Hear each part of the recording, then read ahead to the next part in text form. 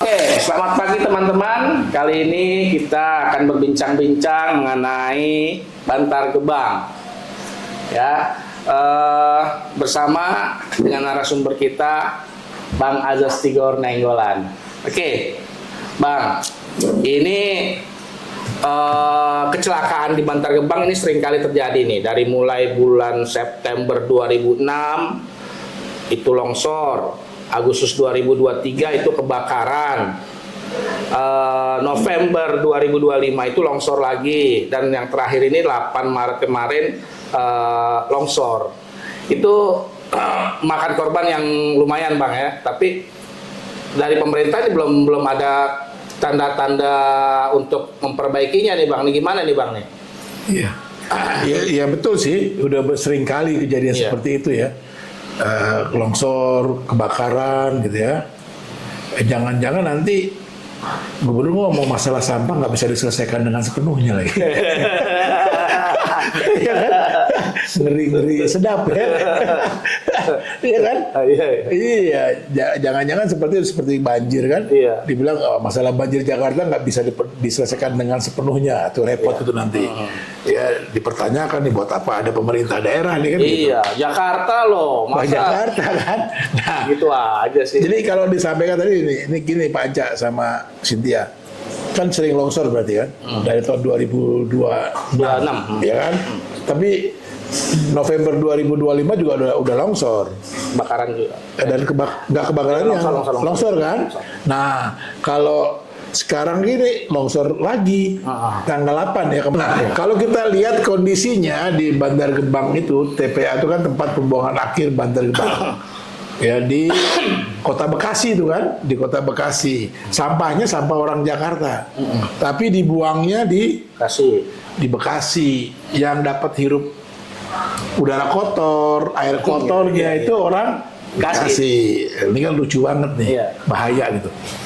Kenapa saya bilang dibuang? Karena di sana tuh nggak diolah di Bantar Gebang. Jadi pengolahan sampah kita, nih sampah Jakarta, itu cuma kumpul, angkut, buang di Bantar Gebang, tumpuk begitu aja. Ini kan udah mulai dari tahun 1990-an. Jadi Bang, yang selama ini digembar-gemborkan itu katanya dipilah, terus mau jadiin listrik, itu nggak ada tuh, Bang? Nggak ada. Saya bisa katakan dan pastikan itu nggak ada. Karena apa? Karena terakhir saya ke sana dengan teman dari profesor dari Universitas Monash, Australia. Teman saya tuh Lea Jelinek ke sana, dia mau lihat. Katanya ada pembangkit listrik dari tenaga pengolahan sampah. Memang ada di sana. Proyeknya, inseneratornya. Nah, saya dapat cerita dari warga, waduh itu inseneratornya kalau dinyalain, suara berisik banget katanya. Jauh banget, sampai jauh aja masih dengar. Kedua, saya tanya lagi kondisinya di inseneratornya, itu listriknya hanya untuk menghidupkan operasional ketika mengolah sampah, membakar sampah. Itu pun masih nombok pakai listrik yang lain. Gitu. Ya, itu. Jadi memang adanya cuma seperti itu. Kalau kita lihat sejarahnya tempat sampah di Jakarta, itu kan tahun 60-an tuh sampah di Jakarta itu ada di sekitar Senen sama di Cempaka Putih. Ya, di Senen itu yang dekat-dekat stasiun itu. Iya. Lalu yang Cempaka Putih yang sekarang jadi mall. Ya, Cempaka Mas. Itu dulu tempat sampah TPS dulu. Ya, karena terus ada kebutuhan, produksi sampahnya tinggi, nambah terus, ya. Itu mulai dibuangnya ke Cakung. Ya, Cakung Cilincing. Makanya itu ada namanya Cakung Cilincing. Ya. Karena juga terus bertambah, ya. Itu barulah mulai beli tanah di Bekasi Bantar Gebang. Kayak gitu. Ini nambah juga dari 25 hektar, beli lagi 60 hektar, beli lagi 100 hektar, beli lagi 115, jadi 125, sekarang udah sekitar 150-an hektar. Jadi gitu, pengolahan cuma ambil, ya, kumpulkan, angkut, taruh di TPA kayak gitu. Makanya kebutuhannya tambah terus sampai 100 hektar lebih di Bantar Gebang. Pertama kali dulu punya tempat sampah untuk sampah Jakarta tuh di Velbak. Ya di Velbak, Kebayoran Baru, Jakarta Selatan. Oh iya, Velbak. Ya, karena ada kan namanya daerahnya Velbak ya. Velbak, ya. Nah, Velbak tuh artinya tempat sampah. Iya. Itu benar dulu tuh tempat sampah. Tempat sampahnya, sampah Jakarta pertama tuh. Di Velbak, baru ke Senen tadi yang saya cerita. Senen ke Cakung Cilincing baru ke Bantar Gebang. Kayak gitu. Jadi memang belum berubah nih modelnya. Dari zaman Velbak sampai Bantar Gebang. Cuma angkut, buang, tumpuk. Makanya jadi gunung kan. Jadi gunung itu kan dia bilang apa nih sistemnya? Open dumping gitu. open dumping kan tiban aja gitu loh. Nah, itu nggak berubah sampai sekarang. Makanya terjadi longsor. Dari tahun 60-an. itu ya. Iya. 60 sampai 2026 masih ditumpuk-tumpuk. Ya lama-lama penuh lah. Ya jadi gunung. Ya kan? Iya. Gunung sampah. Gitu loh. Iya. Gitu. Nah gini Pak, saya sebagai orang kabupaten nih. Oh, orang Bekasi, orang Bekasi. Saya kurang ngerti nih, gimana nih Jakarta nih untuk memproses dan mekanismenya gimana sih untuk Jakarta itu membuang sampahnya gitu dari awal kan yang saya lihat kan selama ini saya naik Transum kan teman-teman, saya naik Transum tuh ada pengolahan sampahnya tuh yang hijau, yang merah, yang organik, anorganik, yang memang sampah yang beracun berbahaya. Itu apakah semuanya apakah akhirnya endingnya akan ke Bantar Gebang juga Pak? Gitu soalnya. Ya, kalau ya itu betul yang Cynthia pertanyakan. Kalau gayanya sih di Jakarta ada kotak ketiga tuh. Iya. Yang dipila gitu kotak gayanya tuh ada tuh 3. Tapi lama-lama kesini tinggal 1 kotaknya. Nah, itu Pak. Digabung lagi. Nggak bohong. Jadi kalau kita lihat pemilahannya tuh cuma waktu seremonial. Ya. Artinya gini, harusnya itu kan didampingi betul masyarakat. Ya.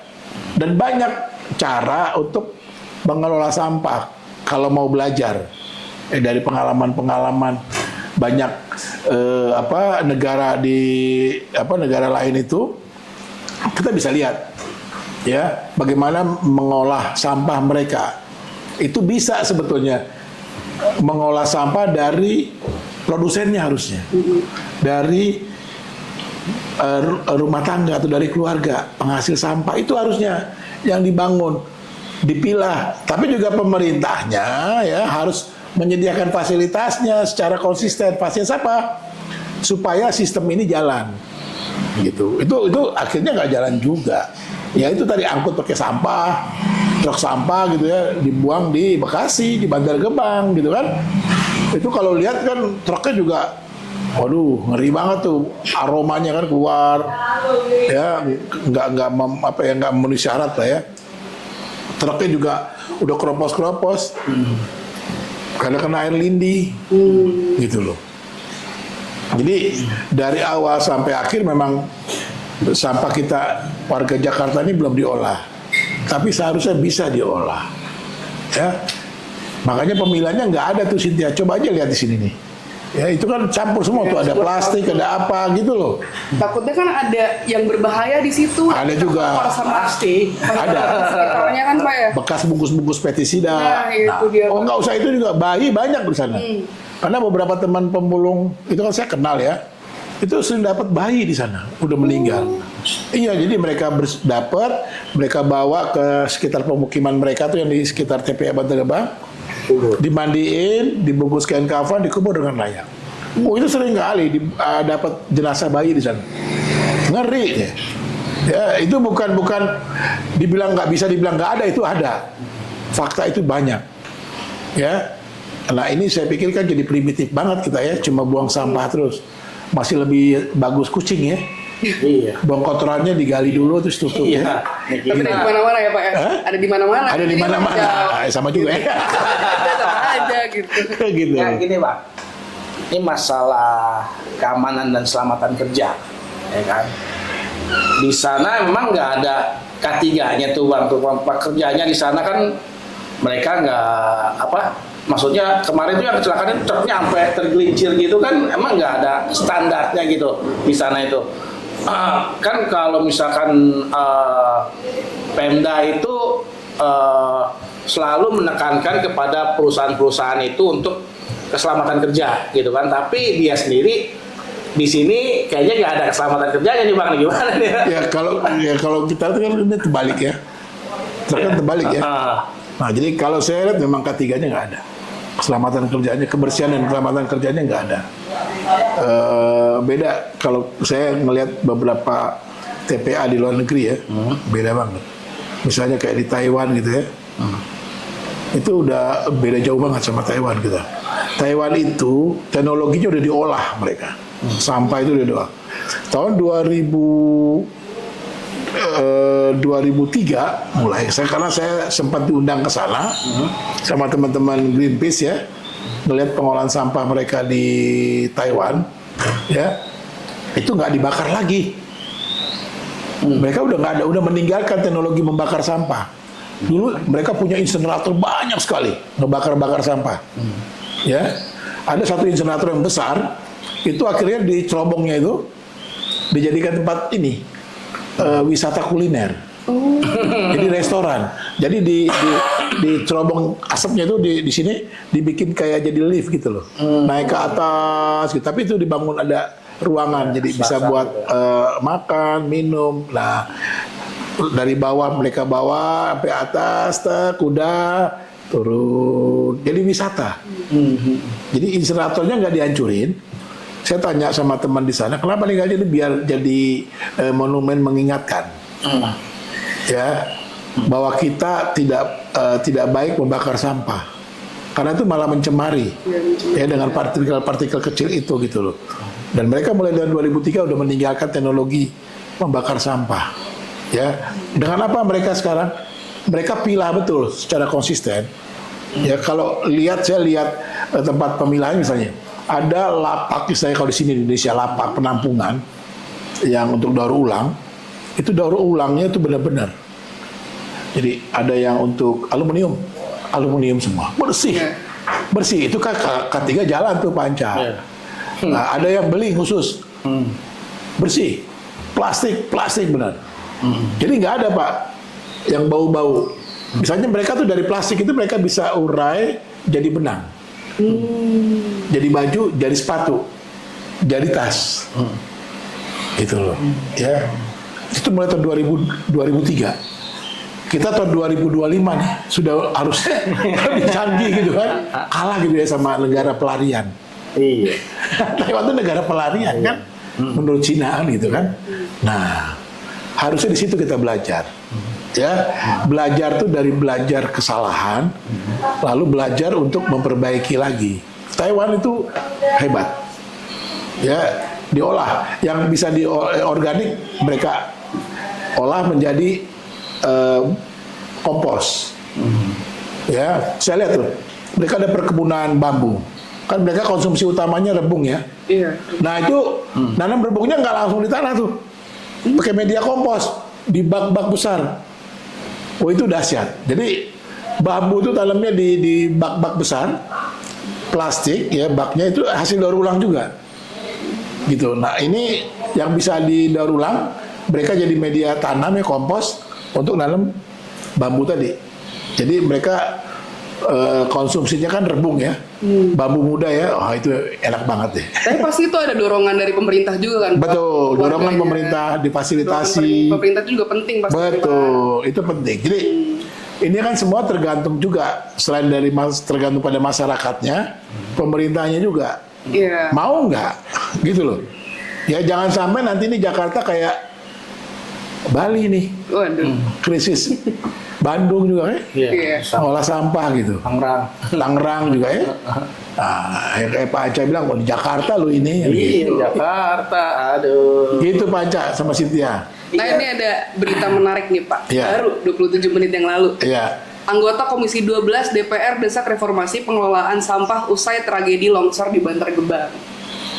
Tuh. Ya jangan desak-desak aja. Bagaimana nih pendapat Bapak? Jangan cuma desak-desak doang nih. Jangan cuma desak-desak. Isinya isinya di sini hanya menyampaikan duka cita dan memang memberitahukan bahwa sebenarnya ini kurang keselamatan kerja aja. Nah, itu tadi yang dipertanyakan oleh Pak Anca. Ya.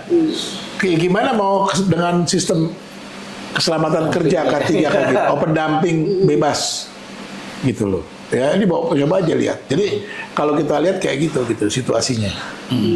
Itu. Bro, dimatiin dulu, bro.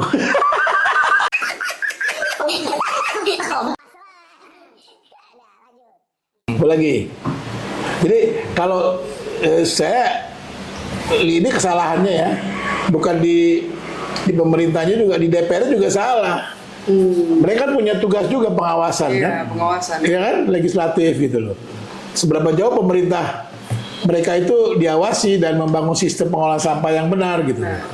Itu saya ingat banget 3R itu kan, recycling, reuse, ya kan? Itu zamannya dari zaman dulu ya. Iya, ada terus juga kampanye itu tapi nggak pernah dilakukan. Iya. Sebenarnya tiap tempat sampah itu ada tulisannya. Ada tuh R3 ya. Yang dimasukin ke yang reuse, reduce, recycle itu Ada. apa aja. Ah. Cuman kan ya namanya harusnya kan ada dorongan juga dari pemerintah untuk mengedukasi masyarakatnya kan. Iya. Sebagai apa, bahan-bahan apa aja yang harus masuk ke dalam tempat sampah itu, seperti itu. Ya sekarang kalau dibilang tadi kan turut berduka cita tuh ngeri loh. Kemarin tuh kan 13 orang ya 7 korban meninggal dunia. Ya, meninggal. Gitu loh. Dan ada untungnya 6 masih selamat ya. Iya. Itu yang ketahuan. Ya, itu yang ketahuan. Itu harus diselidiki menurut saya. Jadi kalau terjadi seperti itu, penyelenggaranya harusnya diperiksa. Ini kan karena kelalaian penyelenggara. Ya, penyelenggara. Ya, kan ada hukumnya, ada aturannya. Iya, ada. Ya, jadi karena penyelenggaranya ini lalai nih. Lalai mengakibatkan orang meninggal dunia itu ada tuh. Iya. Diatur di KUH pidana itu. Sanksi hukumnya jelas ada di pasal 447 kalau nggak salah. Kayaknya sering ya Pak kasus penyelenggaranya lalai ya Pak. Lalai banyak sekali, iya. Banyak ya Pak. Lalai. Banyak. Karena masyarakat lagi. Iya. Iya, Korbannya masyarakat. korbannya Polisi kok masyarakat. kenapa nggak ngusut-ngusut itu? Nah, ini harusnya diusut oleh polisi, harusnya diusut. Jadi penyelenggaranya harus bertanggung jawab. Iya. Ya, dinas kebersihan ini ya harus bertanggung jawab ini. Ya, Pemprov DKI Jakarta harus bertanggung jawab karena mereka lalai mengakibatkan orang lain meninggal dunia, 7 orang, seperti itu. Jadi itu pertama, polisi harus usut ini dan penyelenggara TPA Bantar Gebang ini harus bertanggung jawab. Kedua, yuk kita bangun pengolahan sampah yang benar gitu secara konsisten. Ketiga, masyarakat juga harus mulai berpikir bagaimana mengurangi menghasilkan sampah. Itu penting. 3 itu aja kita coba dorong sekarang ya, dilakukan oleh pemerintah. Itu. Oke. Baik, teman-teman, jadi tampaknya akan selalu begini ya. Mudah-mudahan kita bisa keluar dari masalah ini. Dan satu yang perlu digarisbawahi, kita juga harus bisa mengurangi sampah kita untuk dalam rangka kita membantu pemerintah juga nih ya untuk masalah ini. Oke, terima kasih. Assalamualaikum warahmatullahi wabarakatuh. Waalaikumsalam. Oke. Sip. Waduh, ini katanya mana Bang Jali nih?